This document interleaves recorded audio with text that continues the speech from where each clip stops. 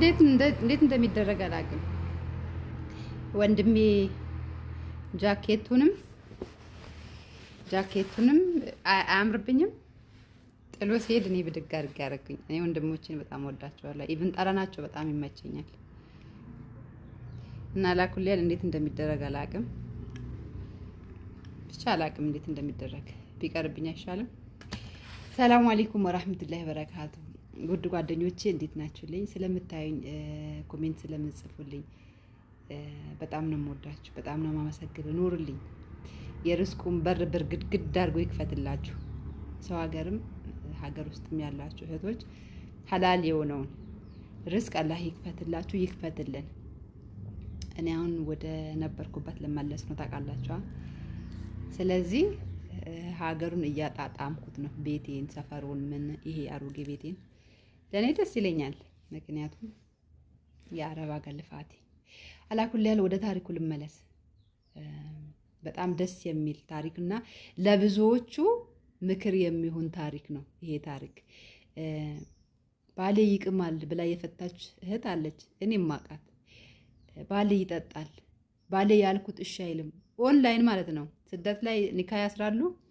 በሆነ በኩል የሆነ ትንሽ አይብ ነገር ያገኙበትና ይፈታሉ። ግን ብልህ ሴት ብልህ ወንድም አለ። ብልህ ሴት ለጊዜው ነው እንጂ ብልህ ሴት ያልኩት ብልህ ወንድም አለ፣ በጣም የተመረቀ አላኩልሃል። ብልህ ከብልህ ጋር አይገናኝም። አንዱ ብልህ ከሆነ አንዱ ያለ አዋቂ ከሆነ አንዱ አዋቂ ከሆነ መንገድ መፈለግ አለበት እንጂ አንድ ብቻ መስፈርት ወይም ደግሞ አንድ አይብ አገኘሁበት ተብሎ እግርህ ብላ ማለቱ በጣም ይከብዳል። አላኩልሃል። እኔ በአካል ስለማይ ነው ይሄ ነገር በጣም ደስ ያለኝ ማለት ነውና ወደ እናንተ ይዤ መጣሁኝ። ታሪኩን ልናገር ለብዙዎቹ ምክር ይሆናል ብዬ ስላሰብኩኝ ነው። ባልና ሚስት ይኖሩ ነበረ። ባልዮ ዲኑ ላይ ጠንካራ አይደለም። ይበላል፣ ይጠጣል፣ ይተኛል። ስራ የብር ሰው ነው። በቃ አጠቃላይ የብር ሰው ነው። አላህ የብር ሰው አያድርገን። ዱንያ ላይ ስኖር አለለቀል 20% ለዱንያ ሰጥተን 80% ለዲናችን ብንሰጥ ምንኛ በታደልን ነበረ። አላህ ያድለን። ከዱንያ የበለጠ ዲናችን ላይ የምናተኩር ቀልብ ይስጠን። ያ መቀለበል ቁሉብ ሰብት ቁሉበን አላ ዲኒከ አይደል የሚባል ቀልባችን እጁ ላይ ያለ አላህ በቀጥተኛው መስመር ላይ በቀጥተኛው መንገዱ ላይ ልባችን ያድርግልን። አላኩልያል ባልና ሚስት ይኖሩ ነበረ። ብዙም ጠንካራ አይደለም ሰውየው። የብር ሰው ብላችሁ ያዙት እንግዲህ። የብር ሰው ታውቃላችሁ።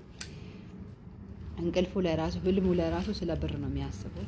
ምንም አይነት ለሌላ ነገር ጉዳይ የለውም፣ ስለ ብር እንጂ በቃ ብር ብር ብር ብር ብር ብር ወደ ላይ ትብረርና እንደው እጃችን ላይ ይፈትናት።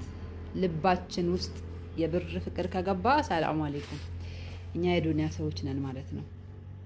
አላኩልሃል በተለያየ መንገድ ዲኑ ላይ ጠንካራ እንዲሆን ብትሞክርም ሰውየው ግን እሺ ሊላት አልቻለም።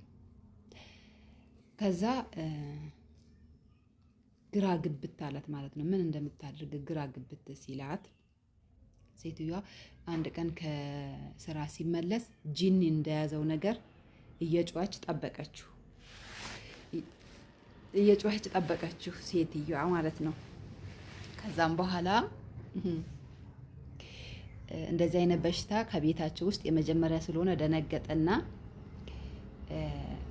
ወንድሙን ጠራና የቅርብ ርቀት ላይ ኡስታዝ አለ እንደዚህ ቀርቶ የሚያወጣ ምናምን ነገር ጂኖችን፣ ሸይጣኖችን እንደዚህ የሚቀራ እሱ ጋር ተሸክሟት ይሄዳሉ። አስደግፏት ይሄዳሉ። እንዴት ቻላት ደግሞ የሚባል ጥያቄ አልፈልግም። አላኩልያት ይዘዋት ይሄዳሉ። ከዛም በኋላ ይቀሩባታል። በመጨረሻ ላይ መለፍለፍ ጀመረ ማለት ነው። ጂን ነው መለፍለፍ ጀመረ። ትወጣለህ አትወጣም ሲሉት እወጣለሁኝ፣ ከሷ እወጣለሁኝ፣ ግን እሱ ላይ ባልዩ ላይ ሆናለሁ ይላል። ከዛ ባልዮ እየሰማ ስለነበረ እንዴ ለምን ምናምን ነገር ተረጋጋ አለው ኡስታዙ። ከዛ ለምን ብሎ ኡስታዙ ለጂኑ ይጠይቋል። ለጂኑ ሲጠይቀው እሱ ቤታችን ስለሆነ መጀመሪያም ቤታችን ነው ምናምን ነገር ብሎ ይላል ማለት ነው። ጂኑ እንዴት አይሰግድም አይቀራም? አረ እኔ ሰግዳለሁ እኔ እቀራለሁ ይላል ሰውየው ማለት ነው። ደነገጠ፣ በጣም ደነገጠ። ምክንያቱም ሴትዮዋ በጣም ሀራካት እያሳየች ነበረ እንዲደነግጥ አድርጋ ማለት ነው። በቃ እውነቷን ሲሪየስ ሆና ልክ እንደታመመ ነገር እሱም በሆነው ነገር በጣም ደንግጦ ስለነበረ መጨረሻ ላይ እሷ ለቅቄ እሱ ላይ እወጣለሁ የሚለው ሲመጣ ደግሞ የባስ ተንቀጠቀጠ ማለት ነውና ከዛም በኋላ አረ እኔ እሰግዳለሁ እቀራለሁ ምናምን ነገር ይላል ማለት ነው። ከዛ በእንደዚህ አይነት መልክ ቃል ይገባባሉ። አይ አሁን አትሂድ ወይም ደግሞ እሱ ላይ አትሂድ፣ የማይሰግድ ከሆነ የማይቀራ ከሆነ ለተወሰነ ቀን በር ላይ ጠብቀውና የማይሰግድ ከሆነ የማይቀራ ከሆነ ፈቅጄልሃለሁ ብሎ ኡስታዙ ቃል ይገባባሉ ከጂኑ ጋር ማለት ነው። ከዛም በኋላ ሰውየው ወደ ቤት ይሄድና በሰዓት ወዲያውኑ መስጊድ መመላለስ ጀመረ ማለት ነው። ወዲያውኑ መስጊድ በቃ የመስጊድ ሰው ሆነ። ዱንያው ላይ ቀለል አድርጎ ወደ ዲኑ ተመለሰ። ሱቁ ላይ ሰራተኛ ቀጠረ፣ በሱ ቤት ማለት ነው። በሱ ቦታ ሰራተኛ ቀጠረ እና ይሄ የሆነው በሴትዮዋ ነው። የሴት ብልህነት የሚባል ነገር አለ አይደለ? እንደዛ ነው። ሴትዮዋ ታማም አልነበረም እየለፈለፈች የነበረችው። ቀደም በላ ኡስታዙን አዋርታው ነበረ። ከኡስታዙ ጋር ተመካክረው ሰውየውን ወደ ዲን መለሱት ማለት ነው። አያችሁ በትንሽ ነገር ኒካ የምታወርዱ እህቶች ቢላ አለይኩም ተጠንቀቁ። እውነት መጠንቀቅ መቻል አለባችሁ። ሰው ነው፣ ይመለሳል። የፈለገ ነገር ይሁን ወላሂ ይመለሳል። በዱላም አይደለም በጭቅጭቅም አይደለም፣ በስርዓቱ አንድ ቤት እየኖራችሁ እንዴት አይመለስም? በቃ እሱ የተበላሸ አህላቅ ካለው መንገድ እየመረጥሽ እንዲመለስ አድርጊው እንጂ እንዲፈታ ኖ ጥሩ አይደለም ለማለት ያህል ነው። እኔ 2-3 እህቶች አጋጠሙኝ። አንዷ ይቅማል ተባለ ብላ፣ ሁለተኛዋ ደግሞ በኢሞ ነበር የሚያወሩት፣ በሜሴንጀር እያወሩ እንደ መጀንጀን አድርጋ በሌላ ስልክ መታበት። ከዛ ጓደኛ የለችኝም በማለት አሁን ደግሞ ፋሽን ነው መሰለኝ፣ አላህ ያንሳው ነገር ወዲያውኑ ፈታችሁ። ጓደኛ የለችኝም ጓደኛ ሁኝኝ ነው መሰለኝ።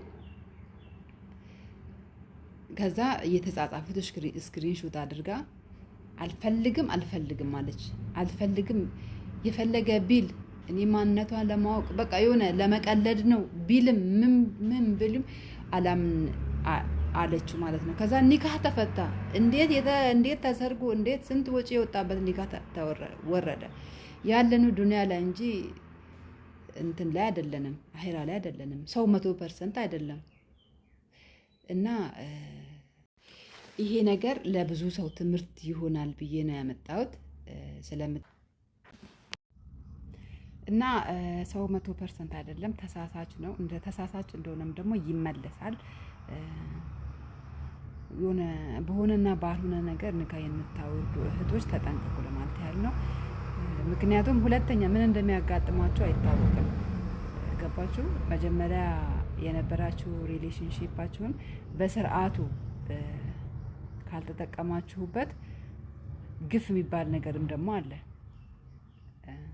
ሁለተኛው ላይ ምን እንደሚያጋጥማችሁ አታውቁም። ሶስተኛ ላይ ምን እንደሚያጋጥማችሁ አታውቁም። ያው ሰው ነው የምታገቡት፣ ያው ሰው ነው። ምንም ቀይ ሊሆን ይችላል፣ በቅላት ወይ በቁመት ወይ በውፍረት ወይ በሀብት ሊበላለጥ ይችላል እንጂ ሰው ነው፣ ፍጡር ነው የምታገቡት ወይም የምናገባው። ልናስብበት ይገባል ማለት ነው። ይህንን ለማስተላለፍ ነው። ሰላም አለይኩም።